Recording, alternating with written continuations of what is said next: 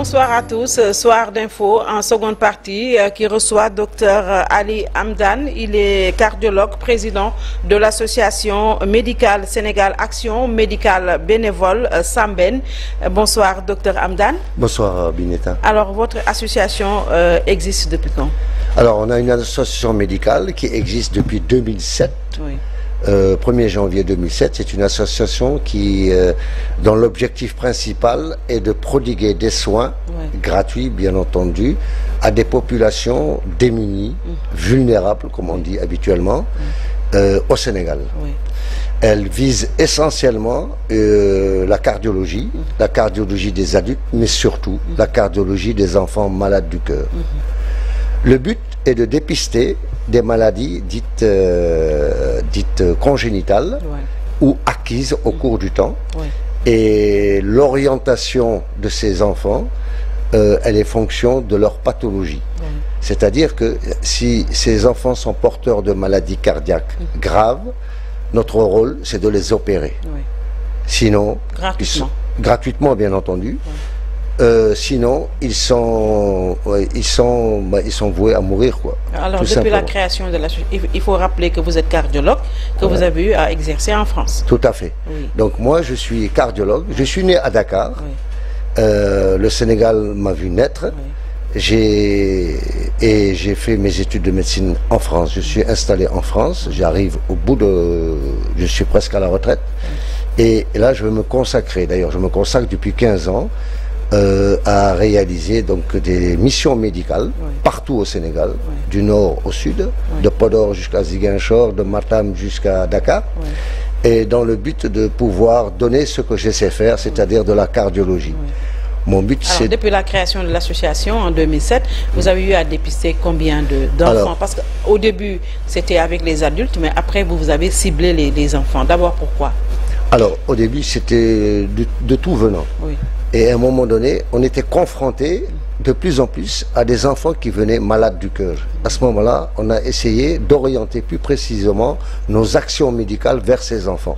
On a nous-mêmes fait une formation de cardiopédiatrie. Alors, moi, je suis cardiologue.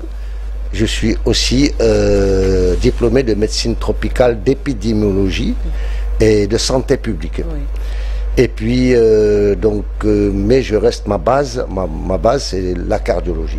Donc je fais tout en sorte de pouvoir prodiguer des soins. Vous avez dépisté combien de patients depuis? Alors depuis notre création, il y a plus de 70 000 patients que l'on a soignés. Dans tout le Sénégal? Dans tout le Sénégal, hein, bien entendu. Nous avons commencé par Joal Fadiouth. Et puis nous restons à Joal Fadiouth, mais aussi nous allons en Casamance, dans le nord du Sénégal, Podor, Saint-Louis, etc., etc. Et parfois Dakar aussi, la périphérie de Dakar. Donc on a vu plus de 70 000 patients et pas mal de milliers d'enfants, dont au moins 200 enfants doivent être opérés. Bien sûr, le choix des enfants à opérer est fonction de la gravité de la maladie et de l'espérance de vie, j'allais dire, malheureusement, à ces enfants. Donc ce matin... Ça veut dire qu'il y a des critères de sélection. Absolument, il y a des critères de sélection, pas simplement en fonction de... à l'urgence que pose la maladie, que pose le problème de la maladie, quoi. Voilà, et puis nous, notre rôle, c'est de collecter... Vous avez dépisté 70 000 et vous avez opéré combien d'enfants? Alors, on a opéré cette année une dizaine d'enfants, 9 enfants. 9 enfants exactement. Et depuis 2007 à nos jours? Non, il n'y avait pas. À peu près, c'est à partir de 2015 que l'on a commencé à opérer un enfant par an. Par an? Oui, parce que à l'époque... Parce que le coût, vous m'aviez dit tout à l'heure en off, c'est 3 500 000 par an. 3 500 000. Mais avant que le centre de chirurgie cardiopédiatrique ne se développe à Dakar, c'est-à-dire avant 2017, nous adressons nos enfants à Beyrouth. Au Liban. Et le chirurgien est par ailleurs natif du Sénégal et qui est installé à Beyrouth. C'était lui qui prenait en charge les enfants malades du cœur sénégalais. Et on en a opéré avec lui à peu près une bonne demi-douzaine. Maintenant que le centre est créé à Dakar, il n'y a pas besoin d'aller ailleurs. Au niveau de Fann. Au niveau de Fann, le centre Kouemo de Fann, de chirurgie, dont le chef de service est le professeur Amadou Sis Gabriel, et qui est un excellent service. Vous m'avez dit également qu'il y a également des enfants qui sont en attente d'être opérés. Absolument. En attendant, j'ai pas mal d'enfants à opérer. Sauf que ça a un coût. 3 500 000 CFA, c'est le prix d'une intervention. Est-ce que vous prenez cet argent pour payer? Alors, nous, on réalise des concerts, des séminaires, des réunions de médecins, etc. On les fait en France, souvent en France.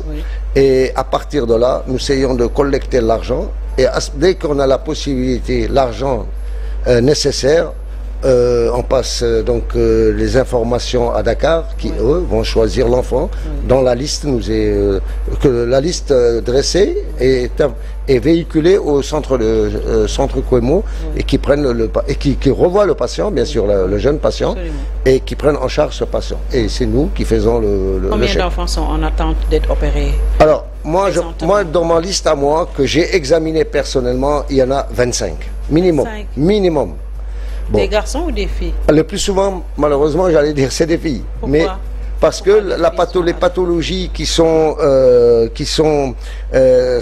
spécifiques, comme les communications interauriculaires, c'est pas grand-chose, hein. C'est du charabia médical, mais c'est juste un trou entre le cœur qu'il faut mettre un patch pour que l'enfant aille mieux. Si on ne fait pas ça dans les années qui viennent, ça s'aggrave et l'enfant décède. C'est pas grand-chose. Si chaque citoyen sénégalais donnait 350 CFA par jour, non, 350 CFA une fois, que vous amenez 10 000 premières personnes, donnez 350, vous avez 3 500 000. C'est pas grand-chose. Un enfant pourrait être opéré. Non seulement vous soignez un enfant, mais vous le sauvez. Il va vivre. Ça, c'est ça qui est... Absolument. Voilà. Et puis, c'est très important de le souligner. D'autant plus qu'on a des compétences au Sénégal. Le prix, c'est le moins cher au monde. Et les qualités sont les mêmes qu'ailleurs. 3 500 000. 350. Si vous donnez chacun 350 CFA, au bout les 10 000 premiers, ça fait 3 500 000. Et puis, si vous faites ça pendant 12 mois, vous avez 12 enfants qui vont être opérés. Absolument. Alors, comment se fait le diagnostic d'abord jusqu'à la prise en charge? Comment est-ce que vous procédez? Alors, en ce qui me concerne, j'ai des appareils portables avec une technologie avancée qui m'appartiennent et que j'ai donné à l'association. Un électrocardiogramme portable et un appareil d'échographie à peu près de la taille de cet ordinateur que je traîne avec moi de Podor jusqu'à Casamance et de Joal jusqu'à Dakar. Donc ces examens-là sont maintenant technologiquement possibles. Et puis, donc le diagnostic se fait en une demi-heure. On voit les anomalies cardiaques. À ce moment-là, on porte un diagnostic et éventuellement un traitement médical. Mais le traitement médical n'est que passager. Le vrai traitement, il est chirurgical. Il faut réparer les lésions définitivement. Et puis surtout, c'est qu'on ne soigne pas, on sauve un enfant. On sauve un enfant. Et le pronostic de cet enfant est le même qu'un enfant qui n'a pas de problème cardiaque. Donc quand vous voyez ça dans les yeux de la maman, vous regardez les yeux de la maman, elle vous arrache de votre regard l'espoir que vous pouvez lui donner. Et son enfant. Et elle comprend très bien que c'est nécessaire. Ah non, ils n'ont pas les moyens. Non, il n'y a pas les moyens, pas du tout les moyens. Donc il faut vraiment faire quelque chose en attendant les années qui arrivent. Et puis en donnant l'espérance à ces mamans, à sa famille, de pouvoir voir grandir leurs enfants convenablement. Alors, depuis 2007, l'association a été créée. Aujourd'hui, ça compte combien de membres? Alors, dans l'association, il y a moi le président de l'association Samben, Sénégal Action Médicale Bénévole. On a un trésorier, on a un spécialiste de la communication et on a un secrétaire. Donc ça, c'est les membres actifs. Autour de nous, il y a des médecins qui viennent. Pas de manière permanente. Pas de manière permanente. Ce sont des médecins sénégalais ou français? La plupart d'entre eux, ce sont des médecins français. Qui viennent bénévolement. Voilà. Parce qu'en fait, Samben est une association française, mais elle est ouverte à tout le monde, hein, bien entendu. Et petit à petit, le fait de se faire connaître, les gens vont adhérer à notre association. Alors, ce que je voulais dire également, c'est quelle est aujourd'hui la localité du Sénégal où vous trouvez plus d'enfants, qui a le plus d'enfants atteints de cardiopathie?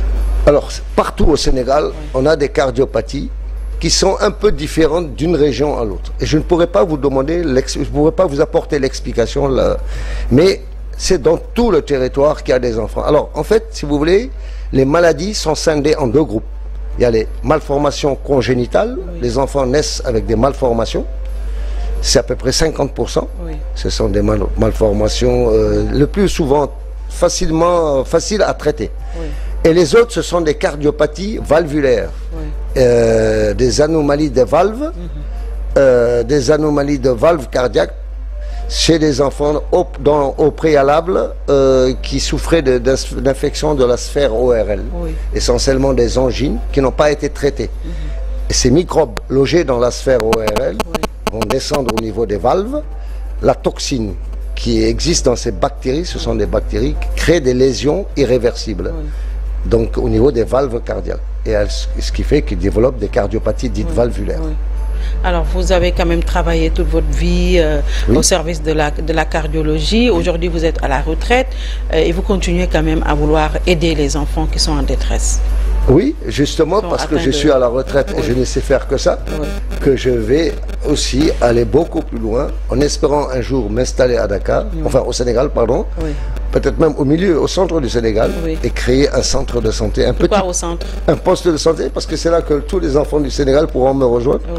Et voilà. Et puis au niveau des régions, ça fait partie de vos objectifs, créer c'est un de mes objectifs, soit de créer un poste de santé de cardiopédiatrie, en tout cas vers le centre du Sénégal, ou bien mieux encore, mais ça c'est un autre projet,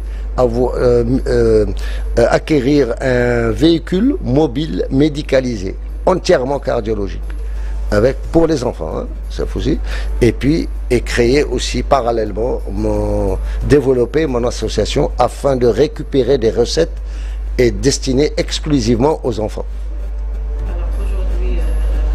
Vous n'êtes pas encore installé définitivement au Sénégal. Non, vous faites la navette entre la France et le Sénégal. Pardon? Vous faites la navette entre la France. Oui, absolument. Je viens 10 jours par mois au Sénégal. Oui. Et vous en profitez pour faire des opérations. Voilà, je fais des dépistages. Oui, des dépistages. Et je répertorie les enfants qui devraient, dans les mois qui viennent, voir l'année qui passe, je les répertorie, je dépiste leur maladie et je les présente donc à FAN pour qu'on puisse parler ensemble, discuter ensemble et afin de les opérer. Est-ce que c'est tous les enfants qui ont besoin de la chirurgie, non? Pas du tout. Il y en a d'autres qui guérissent sans passer par la chirurgie. Absolument. Il y a quand même des maladies qui sont prises en charge sur le plan médical, seulement par un traitement médical. Mais voilà. Alors aujourd'hui, c'est quoi votre dernier mot? Certainement qu'il y a des parents qui vous écoutent ou qui vous suivent à la télé, qui n'ont pas les moyens de soigner leur enfant et qui ont besoin quand même d'entrer en contact, puisque vous faites de la gratuité par rapport à la chirurgie cardiopathique. Aujourd'hui, s'ils veulent entrer en contact avec vous, comment ils devraient faire? Alors, d'abord, mes pensées vont à ces enfants qui souffrent du cœur et dont le palpitant arrive en bout de course. À ces mères qui contiennent leur douleur dans la dignité et qui tentent d'arracher du regard du médecin une lueur d'espoir. Moi, je dis à ces parents, ça va venir. Il faut simplement faire de la prévention, de l'hygiène, mais surtout de la prévention.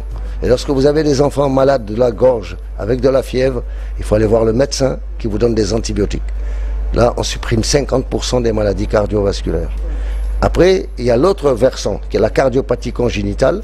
Ça, on n'y peut rien. Les mères naissent avec des enfants, voilà, et on peut les prendre en charge. Mais il faut un suivi régulier dans le même centre, dans le même district de santé. Ça, c'est capital. Et puis moi, je peux vous donner mes adresses de manière à... votre adresse mail où les parents pourraient vous joindre. Les Sénégalais qui ont besoin de vous, bien parce sûr. que vous faites... Alors, Samben, le site samben.fr, Samben, SAMBEN.fr, l'adresse mail Ali Hamd, ALIHAMD, @wanadoo.fr. Wanadoo, comment on écrit Wanadoo? Wanadoo, WANADOO.fr. Vous pouvez mettre Orange à la place, ça c'est l'ancienne Orange.fr. Oui. Voilà. D'accord. En tout cas, et ils pourront vous contacter. Ils peuvent me contacter par mail, oui, sans problème. Et on insiste. Et vous allez lire tous les mails? Je vais lire tous les mails, mais pas d'un coup dans la journée, bien entendu, progressivement. Le lieu où ils sont, comment faire, à qui s'adresser, parce que je connais bien les régions du Sénégal, et les orienter vers des collègues à moi. Oui. C'est fini, vous n'avez plus rien à dire. Je pense que j'ai tout dit, et merci de m'avoir convié à cette réunion. Je vous remercie. C'est nous. Merci beaucoup, Dr Ali Hamdan. Il est cardiologue, président de l'association médicale Sénégal Action médicale bénévole. Il est né au Sénégal et a fait 40 ans en France au service de la cardiologie. Maintenant, il est entre le Sénégal et la France pour aider de façon gratuite à opérer des enfants qui sont atteints de cardiopathie. Merci pour la cause si noble, monsieur Dr Anan. Et puis, merci également à vous d'avoir suivi. Très bon week-end à tous et à toutes.